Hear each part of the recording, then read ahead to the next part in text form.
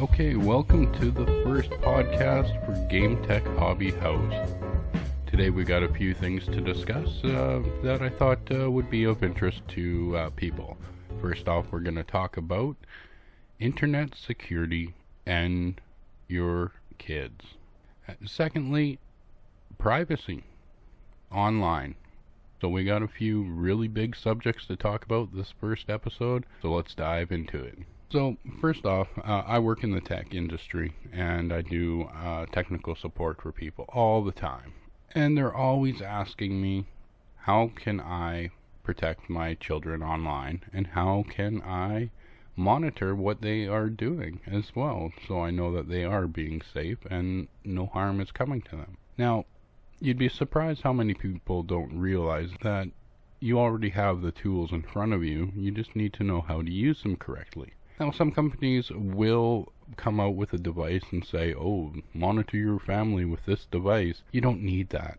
That's the thing. You do not need these add-on devices or things that they say is just for security for your home and network and your children. Basically, all that stuff is already on your computer. It's already on your network. You just have to set it up, and that's the thing. A lot of people do not know how to do that, and they're like, well, what if I have an iPad or an iPhone or their cell phone? How do I track what they're doing? Well, it's up to you to educate your children too, and be open and honest with them. Basically, when it comes down to it, it's your name on your internet. So if they're pirating software or doing anything of any illegal manner, you in Canada are held liable for their actions because your name is on that internet. A lot of people don't realize that, and personally, I have also been messaged by my internet service provider at times saying, hey, what are you doing? So when it comes down to it, by the time that happens, they've done a lot of damage already, and could definitely have a lot of consequences to their actions if they are doing any sort of piracy or other activities online that may warrant illegal activities. So this is where you need to be aware that, there is things that they could be doing that could be putting your service at risk and your other devices in your home. Now, nowadays, we don't just have one computer. We have, 3 or 4 computers. We've got tablets and cell phones and all these home-connected devices. Well, how do you secure them all? Well, I'm going to give you one quick tip here on securing everything. First of all, the first thing you should do is make sure that your router is set up correctly. Now, you can set time limits, so that way, basically, any device is... you cannot use the internet past whatever time at night. I would personally suggest, if it's any kid that is in school, that you restrict their internet access to 2 hours before bedtime. Now, why do I say that? Well, let me tell you. You're giving them that time to take and wind down their brain from the day, as well as, maybe possibly get involved with something else of some sort of creativity or other activity that they usually wouldn't be because they would be on YouTube or playing a game online. So it's up to you to nourish those other things, being if it's crafts or music or any other sort of hobby that they might have. Now, if they don't have any hobbies, you're going to have to pay a little bit more attention to them and find something that maybe they could get interested in and use with that downtime. You do have your router. So your router, you're going to have to look through your settings, and this is where it's really important to talk to your internet service provider and find out which modems have the best security and things to be able to configure for a child. That's basically your timing. Restricting times that they can be on the internet or certain devices. They might have it so, you could have all devices offline except for one computer out in the living room or something, or some laptop, and they can use that laptop for doing any research or any homework or learning whatever they want, but it has to be in your area where you are.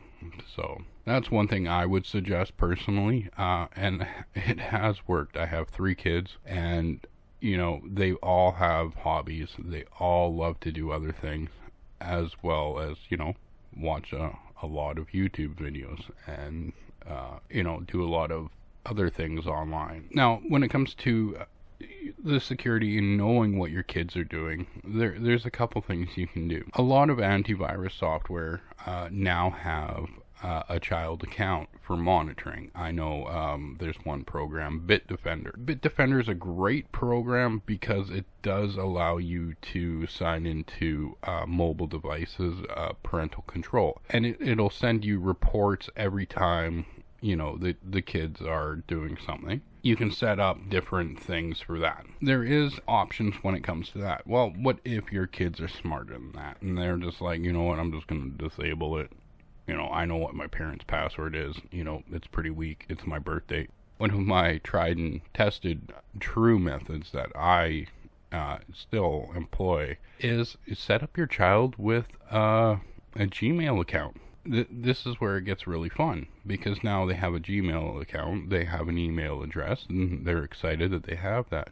But you have control over their password until they're, whatever set age that you think that, things are good. Gmail and Google is a wonderful platform for keeping your security. And basically, all you have to do is log into myactivity.google.com to be able to view all the activity that they do. And this is going to go across all devices. So it doesn't matter if they search for boobs or, puppies or whatever. You're going to know if they open up an app on their phone. I know with my Android phone, it tells me the last time I used Instagram and everything else. So it'll timestamp it. It'll let you know. You just can't let your children know that you're using the My Activity to monitor them. Now, that's the sneakiest way to do it, and I'm going to tell you, it works so well. My kids still to this day do not know, and they're 16, 18, and 20. So I've been through it all, through that whole stage with them, trying to keep them secure online. Sure, when playing online games with their friends, it's a little bit harder to monitor, but you know what? Take interest in what their hobbies are, and that's going to go a long way. So if they're into video games, well, you know what? Secretly try playing the game on your own. Understand what the community's like that they're involved in, because you're going to see the chat window there and things. You could put screen recording software on, but really, if you're going to those extents, you don't want to know what they're up to, really, because that's bad. No, it's up to you. It's your home. You've paid for these devices.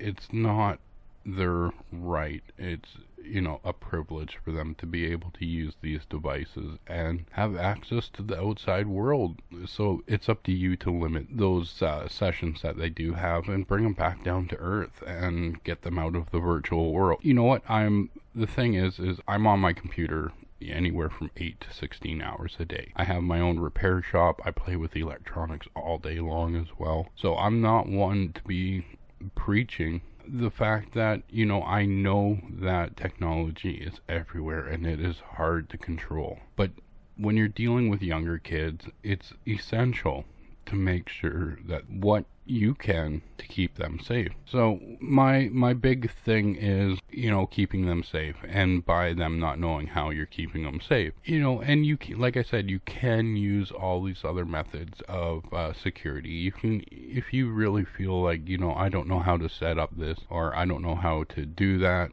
well, you know what? Jump on YouTube, search for setting up your router for family settings, or putting doing family settings on your computer. If you have a computer, if you make the account, the Microsoft account on Windows 10, so you make that, you're the administrator, then you create a child account under that, under your account. So that way, anything that your child is doing online, You don't have to be in the room. It gets reported to you. So now I've given you options for keeping the time that they're allowed to access the internet, as well as a few options there for being able to monitor them. Now, the extent of how far you go depends on what you think your child's up to realistically. When it comes down to it, having that them having their own email address where they use that for all their devices, and I can then monitor on my PC in my own time and see what they're up to, because if your kid goes to bed at 10 o'clock, but at 2:30 in the morning, they're on Instagram or they're on Facebook or doing whatever, they're doing something they shouldn't be. And, based on what they're searching for at 2:30 in the morning. Once again, it's going to happen. And it doesn't matter if it's a boy or a girl. Either way, as innocent as we want to believe our kids to be, when you throw technology that close to them, they are going to try it. But that's when limiting the internet to 2 hours before bedtime and then having it turn automatically on at, 7 o'clock in the morning or 6:30 or sometime in the morning is ideal in my opinion. So if you guys have any questions or concerns regarding this, I can definitely do up some tutorials on YouTube. If you do not know how to do any of this stuff, I do not mind one bit, because ultimately your security and your privacy is essential. You can reach me at GameTech, GAM3T3CH@gmail.com. Feel free to email me and let me know what your questions or concerns are, and I'd definitely like to take that into consideration of what kind of issues you might be facing and how we can help everyone get a positive result out of this. I think what I'm going to do now, I'm going to leave that where it is, and we'll revisit this another time on another episode. Just because it's just me, I don't have any of your guys' input of what situations you might be needing this for. Like I said, reach out to me, let me know. I'm just going based on what I've done, as well as I've helped other people set up in the past. And knowing your equipment, knowing your software is really essential for keeping your kids safe. So as long as you're aware of what the possibilities are. Okay, so let's move on to the Facebook thing lately, and I don't really want to talk about it because I think it's complete nonsense. When you sign up for anything, I don't care if it's your internet or your Facebook or Gmail, Google, Amazon, everything, you have to know there's going to be a security risk in it. Not everything is not bulletproof. It's no different than your house. You know what? I've had my car broken into more than I've had my accounts hacked or my data leaked. And I live in a small town of about 30,000 people. Maybe less than that. It gets bigger in the summertime. But that's the thing. I'm not going to judge one instance online because, you know what? Someone already took my insurance papers and everything out of my vehicle. They know more about me than anyone online. And it's up to me what I put online. You don't have to use your real birthday. You don't have to use your real profile picture or what school you went to or what you had for breakfast. You don't have to. No one's forcing you to sign up for these sites or do any of that stuff. Yeah, sure, everyone's on Facebook and you want to be a part of that group. Well, honestly, you don't really need to be. There is other platforms where it's not so ad driven. It's not so, populated with junk. But if you choose to use Facebook, just know everything you do and say on there is being sent through the internet. And honestly, your internet service provider probably already knows because they're monitoring you probably more than other people are. So I'd be more worried if your ISP got hacked versus your Facebook. And I deal with Facebook, people that get their Facebook hacked, daily. 2 or 3 times at least I'm helping someone reset their passwords, set up their privacy. And I'm going to tell you, it's not that bad. It's up to you to go through those privacy settings and set your account up accordingly. Facebook doesn't do that. That's you, and you have to be aware of that. That's on you. That's not them. They're giving you a service. You know, it's like you buy a car and all of a sudden someone steals it and runs it into the tree or something. Is it the car manufacturer's fault? No. So, and to me, that's the way it is with Facebook. They're the manufacturer of the car. When you're putting blame on them because A, you left your information inside your car, B, maybe you shouldn't have left that spare key under the tire wheel well or door unlock. And that goes for the same with your online security and privacy. It's up to you to lock that up, to make that secure. I could probably go on for a long time on this subject, but I'm not going to, because I find it to be a complete end user fault.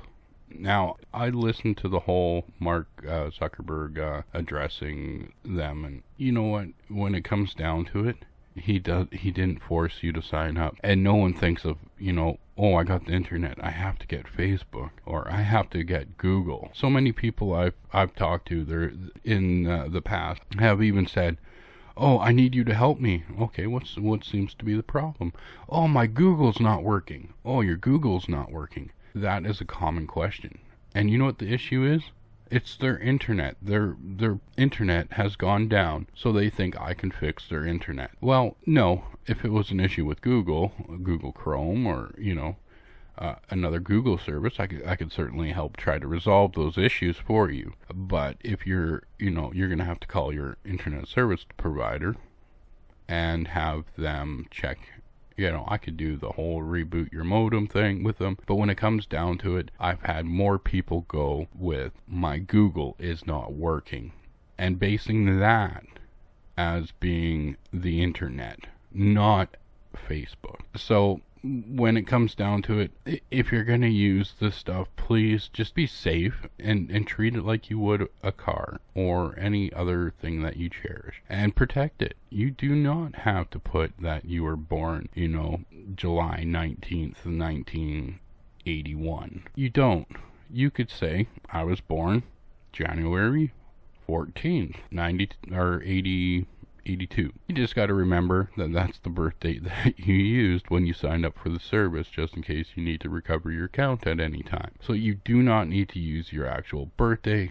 You do not, you know, you could have one email address that's purely for account setups. That way, if anything happens to that email, it's gonna keep you safe, because then you can just know that that's the only thing affected. Your personal emails and everything else is not affected by it. Okay, so now we've covered a couple of things here, and I could probably go on and on, I'm not gonna lie, about internet security and privacy issues, and how these companies do not force us to use their services. We choose to use them. We choose to skip the privacy policy. Now, that being said, I will put up on my YouTube channel here at some point here the actual privacy agreement, so that way you can listen to my soothing voice while listening to the privacy agreement of Facebook. Now, I wanted to do this for one of two reasons. One, well, we all do skip it. We don't read it, but just know that by doing that, it doesn't matter if they say, oh, we're gonna eventually charge you $100 a month to retrieve your data. You know what? It's up to you to read it. Another reason why I wanted to do it was because, you know, the more people I can make aware that it's not Facebook, it's not these other companies, the privacy agreements are there. We've seen bunk and terrible privacy agreements in the past. You know, when you install an app and it asks you, do you want to allow this app access to all this stuff? Guess what? It's no different than Facebook. And you know, that goes the same with allowing, you know, your data to those apps. You just have to know that it's up to you to say, no, I don't want that. I'm not going to use that app regardless of how popular it is. You know, in the past, EA, I believe, with their Origin, they had some privacy issues with that. So it's not an uncommon thing for companies to have really bad privacy agreements of what they can get from you and what they can use, and basically sell off to other people. So with Facebook ads, I don't mind it. You know what? They're giving me a free service. I don't have to pay for it. I have access to a lot of awesome groups on there. I'm able to promote my business, my wife's business, and many other things. Search for things that I can't usually find on eBay. I can go to buy and sell groups and find, cool things that I'm looking for. And that's one thing you have to take into consideration. You have to know that that is the risk that you take of Facebook knowing all your information. And you know what? No one is, they made one statement in hearing or whatever there, and I had to laugh. It's like, could there be a breach, or could there be some sort of, could it be hacked? Well, I tell you this, anything can be hacked. It's all man-made. Nothing is 100%. If you had someone that made a server that was 100% secure, I would be amazed. I would truly be amazed that a company could come out with such security that nobody, 100 years would be able to crack this. But even then, 100 years later, that data resurfaced. If you don't want it out there, don't put it out there.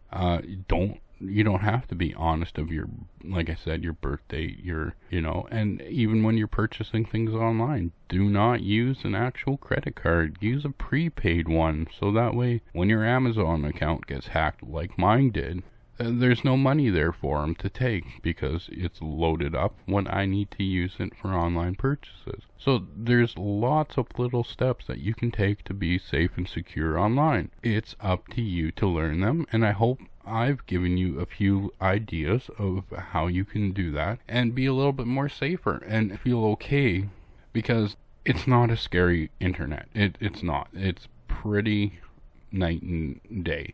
Here's the thing. Hackers do not care about porn sites anymore. They don't. They found out, you know what? If we make recipe websites, if we make DIY sites of how to build garden sheds, we're going to get more and more people that are naive. And we're going to be able to hack their systems quicker, because these are people that are not expecting it. And it's going to be your grandma, it's going to be your grandpa, or even you, that get attacked with these things just for searching for a recipe on a website and not using Betty Crocker or Companies Coming or, the 50,000 cookbooks that are out there on Amazon, things like that. So once again, it comes down to just knowing where the threats are and having the proper security in play on your computer systems, your tablets, your phones, so that way you do not get hit with those things. Now, I think at this point I'm actually way all over the board here with this, so I'm actually going to stop here for today. I want to thank you all for listening, and please feel free to email me and let me know any questions or concerns that you have, and I would love to talk to you guys more about it. Eventually we will be getting some other people in here to talk with me about certain subjects, but for right now, you just get my voice. So I hope you enjoyed this. You guys have a wonderful day, a wonderful week, and we'll see you next time, and hopefully it won't be too long from now. Take care, eh?